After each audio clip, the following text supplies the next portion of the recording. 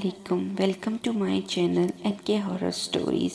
मेरे चैनल को सब्सक्राइब करें और बेल नोटिफिकेशन को ऑन कर दें ताकि मेरे हर न्यू आने वाली वीडियो आप सब तक पहुंचती रहे। तो चलिए स्टोरी की तरफ बढ़ते हैं। जिन्नात के यहाँ बच्चे की पैदाइश का एक सच्चा वाक़या। काफ़ी अरसा कबल जब दिल्ली एक खामोश शहर था और यहाँ घोड़ों की बग्गियाँ सड़कों पर भागती नज़र आती थीं और कारें बहुत कम नज़र आती थीं, तब दिल्ली में एक उम्र रसीदा खातून रहती थीं जिनका नाम बानो बेगम था। आसपास के लोग इन्हें बाई कहकर पुकारते थे। वो इलाके की सबसे मशहूर दाई थीं। उन्होंने बहुत सी ख़वातीन को ज़चगी के मुश्किलात से निजात दिलाई और बच्चा पैदा करने में इनकी मदद की। इलाके की हर औरत को बाई पर पूरा भरोसा था, लेकिन बाई पर भरोसा करना एक ख़तरनाक अमल इसलिए था कि बाई दोनों आँखों से अंधी थी। अपनी 38वीं बर्थडे के बाद अचानक बाई को मालूम हुआ कि इनकी नज़र अब काम करना छोड़ चुकी है। इस दिन इनकी बहन की डिलीवरी का दिन था और बाई को बसारत खो देने पर बहुत तकलीफ़ पहुंची थी। जब बाई की नज़र चली जाने की खबर फैली तो लोग इस पर अपने एतमाद में थोड़ा कमज़ोर पड़ने लगे, लेकिन जब किसी को मदद की ज़रूरत हो पड़ती तो बाई इसकी मदद ज़रूर करती थी। कई साल गुजर गए और बाई की उम्र भी बढ़ती गई। अब नज़र की कमज़ोरी से बाई की मुश्किलात बढ़ने लगी थी। जब बाई की उम्र 65 साल हुई तो एक रात दरवाजे पर दस्तक हुई। हर कोई सो रहा था और बाई ही बेदार थी। इसने उठकर दरवाज़ा खोला और सामने एक बड़े कद के मर्द को खड़ा पाया। इसने अपना जिस्म और चेहरा एक चादर में छुपा रखा था। इसने संजीदा आवाज़ में कहा कि मुझे बाई से मिलना है, एक इमरजेंसी है, हमें बाई की मदद की ज़रूरत है।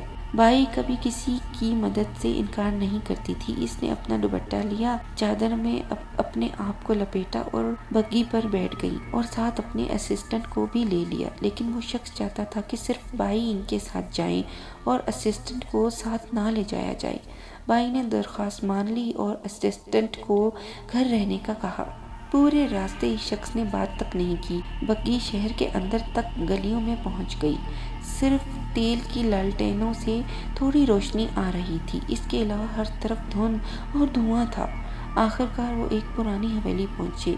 ये ऐसी हवेली थी जो कभी कभार बहुत खूबसूरत हुआ करती थी, लेकिन अब यहाँ पर बहुत अजीब पौधे उग चुके थे और दीवारों में भी दरारें पड़ चुकी थी। आसपास कोई दूसरा घर नहीं था और ना कहीं से कोई आवाज़ सुनी जा सकती थी। अलबत्ता हवा और घोड़ों के हुनहुनाने की आवाज़ें सुनी जा सकती थी। इस शख्स ने बाई को कहा कि आप मेरे साथ चलें और फिर वो हवेली के अंदर चला गया और बाई को अपने साथ बरामदे से एक बड़े रूम में ले गया।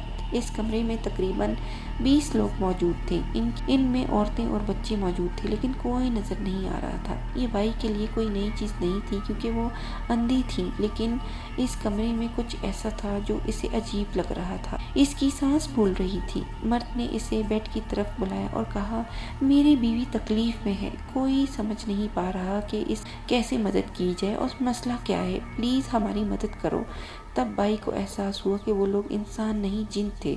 बाई इस खातून को देख नहीं पा रही थी, लेकिन इसकी तकलीफ को महसूस कर सकती थी। अपने हाथों के नीचे इसके जिस्म को महसूस कर सकती थी। इस गरीब मखलूक पर तरस खाते हुए बाई ने खौफ और एक तरफ रुक कर बच्चे की पैदाइश का अमल शुरू किया। जब इसने काम शुरू किया तो इंसान और जिन का फ़र्क ख़त्म हो गया। अब इसकी तवज्जो काम पर थी और कई घंटों की मेहनत के बाद एक चीख उठी और बच्चा दुनिया में आ गया। जिन ने भाई का शुक्रिया अदा किया, लेकिन बाई इस कमरे में घुटन महसूस करते हुए बेहोश होने लगी। इसने मर्द को दरख्वास्त की कि इसे वापस अपने घर पहुंचा दिया जाए क्योंकि काम तो मुकम्मल हो चुका था। जिन ने कहा कि हम आपको खाली हाथ नहीं जाने देंगे, आप हमारी तरफ से एक तोहफा कबूल करें। बाई ने इनकार कर दिया और कहा कि वो सिर्फ वापस अपने घर जाना चाहती हैं। मैं कह रहा हूँ ना कि दुपट्टा पकड़ लो। बाई ने ऐसे ही किया, अपनी झोली फैलाई और इस शख्स के तोहफे को कबूल कर लिया। इनका दुपट्टा बहुत भारी हो गया।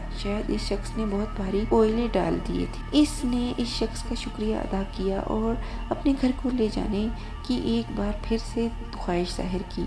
جب وہ بگی میں بیٹھی تو سورج نکل رہا تھا۔ پیدائش کا عمل پوری رات کے بعد مکمل ہوا تھا۔ اسے کوئلے بہت بھاری لگ رہے تھے تو وہ یہ کوئلے اٹھا کر گھر نہیں جانا چاہتی تھی۔ راستے میں ایک ایک کر کے وہ کوئلے زمین پر پھینکتی رہی۔ جو بچ گئے وہ اس نے اپنے دوپٹے میں باندھ لیے اور گھر پہنچ کر بیڈ کے پاس ایک الماری میں رکھ دی۔ صبح جب اس کا خاوند اور اسسٹنٹ اسے جگاتے تو وہ اس شخص کے بارے میں پوچھتے۔ کہانی سن کر بھائی کے خاوند نے پوچھا کہ وہ اس ساری تکلیف کی قیمت ادا کریں جو انہوں نے اسے دی ہے۔ انہوں نے ایسا ہی کیا۔ انہوں نے اسے بڑے بڑے کوئلے دیے اور یہ اتنے بھاری تھے کہ مجھے لگا میرے بازو ان کے وزن سے ٹوٹ جائیں گے۔ میں نے زیادہ تر کوئلے پھینک دیے۔ جو بچ گئے ان سے ہم سردیوں میں چولہا جلا لیتے ہیں۔ یہ میرے بیڈ کے پاس ایک الماری میں پڑے ہیں۔ اسسٹنٹ بھائی بیڈ روم سے اس کا دوپٹہ کوئلوں سے نکال کر لایا، لیکن جب وہ واپس آئی تو اس کا چہرہ خوشی سے گلابی نظر آ رہا تھا اور وہ چیخ رہی تھی، بھائی یہ انگارے نہیں ہیں، یہ کھرے سونے کے ٹکڑے ہیں۔ تو جنات نے انہیں کوئلے نہیں سونے کے ٹکڑے تحفے میں دیے تھے۔ تو یہ تھی آج کی سٹوری، ایک سچی یاد بیتی۔ امید کرتی ہوں آپ سب کو میری سٹوری ضرور پسند آئی ہوگی۔ اگر میری سٹوری پسند آئی ہو تو کمنٹ میں ضرور بتائے گا اور ویڈیو کو لائک ضرور کیجیے گا۔